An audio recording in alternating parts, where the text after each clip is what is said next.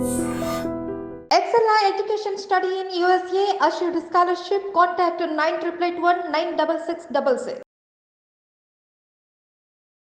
నమస్కారం, welcome to I dream. నేను విజిత. ప్రస్తుతం మనతో పాటు ఉన్నారు ప్రముఖ కార్డియాలజిస్ట్ డాక్టర్ మువా శ్రీనివాస్ గారు. ఇప్పుడు సార్తో మాట్లాడదాం. నమస్తే సార్. నమస్కారం అండి. సార్, పాలు, పాల పదార్థాలు, పెరుగు మన లైఫ్లో నిజంగా ఎంతవరకు ఉపయోగపడతాయి సార్?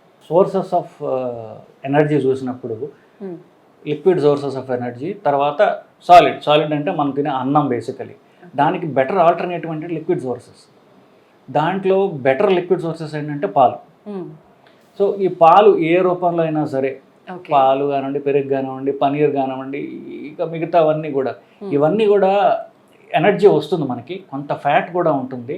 సో ఈ అన్నం కంటే కూడా డెఫినెట్గా బెటర్ ఆల్టర్నేటివ్, దీనిలో అనుమానం లేదండి.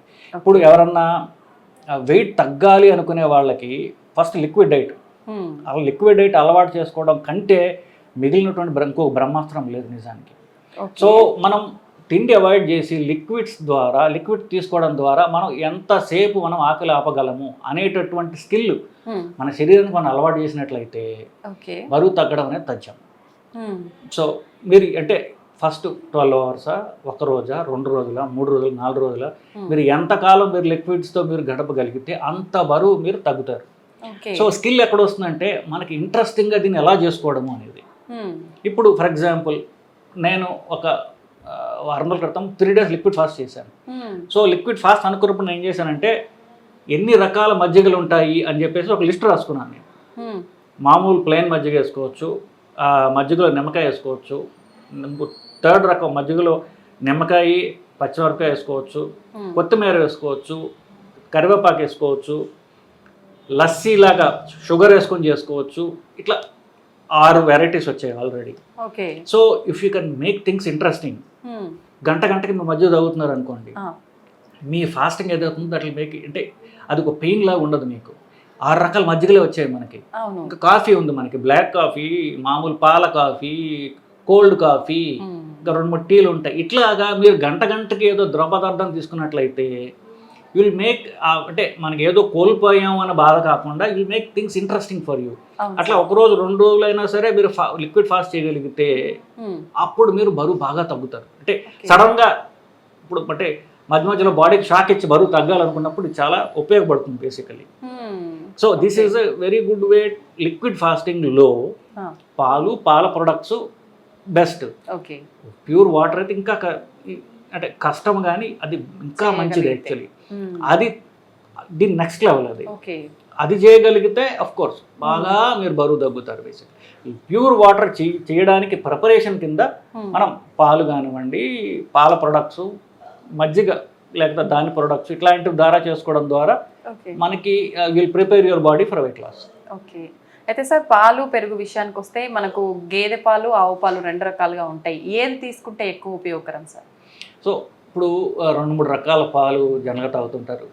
గేదె పాలు, ఆవు పాలు, పల్లెటూళ్ళలో మేకపాలు ఎన్నో తాగుతుంటారు. ఇవన్నిటిని బెటర్ ఏదంటే ఏదైతే ఫ్యాట్ తక్కువ ఉంటుందో అది బెటర్. ఆవు పాల కంటే గేదె పాలలో కాస్త ఫ్యాట్ ఎక్కువ ఉంటుంది. ఓకే. సో ఆ ఫ్యాట్ ఎక్కువ ఎవరికి అవసరం? ఫర్ ఎగ్జాంపుల్ ఇప్పుడు మీరు లిక్విడ్ ఫాస్ట్ చేస్తున్నారు, అప్పుడు మీకు గేదె పాలు బెటర్ కావచ్చు. ఎందుకు? బెటర్ సోర్స్ ఆఫ్ ఎనర్జీ, కాస్త ఫ్యాట్ ఎక్కువ ఉంటుంది కాబట్టి మీకు ఎనర్జీ కాస్త వస్తుంది, మీకు అంత నీరసం తక్కువ ఉంటుంది. లేదు మామూలుగా అంటారా, లో fat alternative better. Like for example cow milk. చిన్నపిల్లలకి ఏం పెట్టాలి? చిన్నపిల్లలకి గేదె పాలు పెట్టమంటారు. చిన్నపిల్లలకి ఒకసారి గేదె పాలు పెడితే ఎక్కువ ఎనర్జీ ఉంటుందని. కొంతమంది చిన్నపిల్లలకి వాళ్ళు ఎంత ఫ్యాట్ పెట్టినా వాళ్ళు ప్రాసెస్ చేసుకునేటటువంటి పేగులు వాళ్ళకు ఉంటాయి. సో గేదె పాలు ఇవ్వచ్చు. పెద్దవాళ్ళకి ఆవు పాలు తీసుకోవచ్చు. ఇఫ్ యూఆర్ ఫాస్టింగ్ మేబీ గేదె పాలు బెటర్. అట్లా if you know the difference you can మీ అవసరాలు బట్టి మీరు దాన్ని మార్చుకోవచ్చు. ఓకే. అయితే సార్, పెరుగు విషయానికే వస్తే ప్రత్యేకించి సమ్మర్ సీజన్లో ఎక్కువగా పెరుగుని రకరకాలుగా తీసుకుంటూ ఉంటారు, బాడీలో వేడి తగ్గడం కోసం అని చెప్పి, చలవ చేస్తుందని. నిజంగా పెరుగుని ఏ రూపంలో తీసుకుంటే బాగుంటుంది సార్? సో పాలకి పెరుగుకి తేడా ఏంటి? ఫస్ట్ పాలు పెరుగయ్యే విధానంలో ఏమవుతుందంటే దానిలో బ్యాక్టీరియా వస్తుంది. ఇంకా నిజంగా చెప్పాలంటే పాలు ఇన్ఫెక్ట్ అవ్వబడతాయి, అయితే మనం ఇన్ఫెక్ట్ చేస్తాం దాన్ని. దానిలో క్రిములు చేరుతాయి. క్రిములు చేరి పాలు పెరుగు అవుతుంది.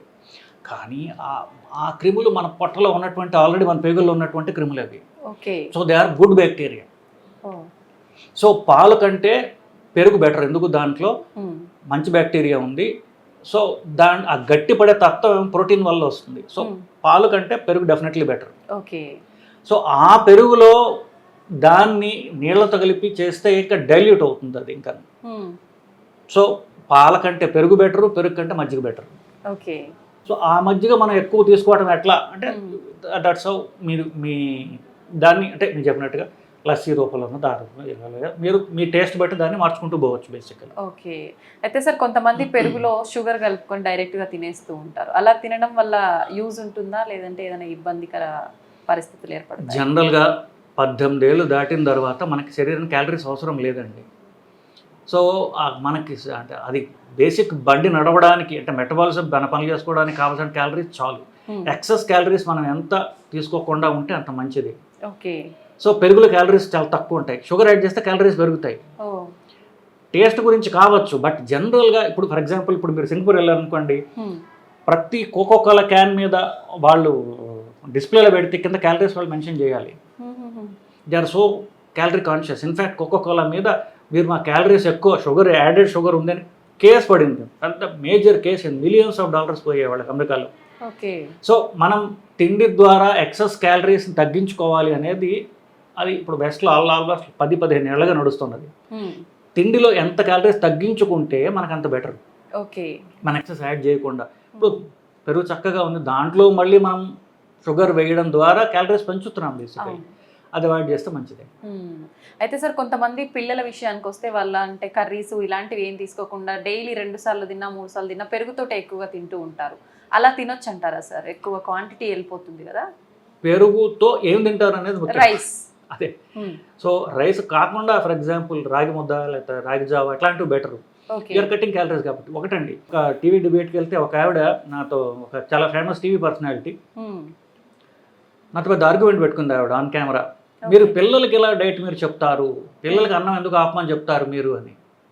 సో మంచి డైటరీ హ్యాబిట్స్ పెద్దవాళ్ళకి ఏవో ఉంటాయో అది పిల్లలకి ఎందుకు ఉండకూడదు అని నేను అంటాను బేసికలీ.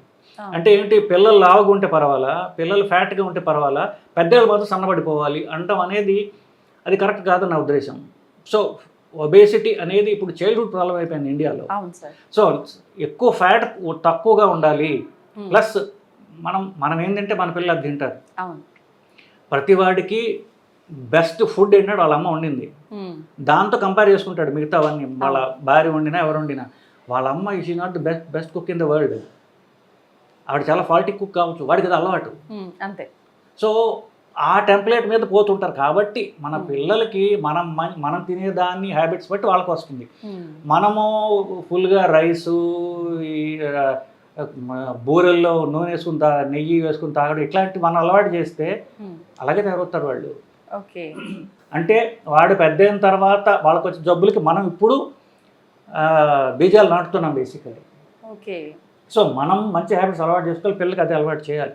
ఈ రైస్ మానేయడము, లెస్ క్యాలరీ ఆల్టర్నేటివ్స్ మనం తింటే మన పిల్లలకి అలవాటు చేస్తాం. వాళ్ళు హెల్తీ డైట్ తింటారు, వాళ్ళు హెల్తీగా ఉంటారు ఫ్యూచర్లో.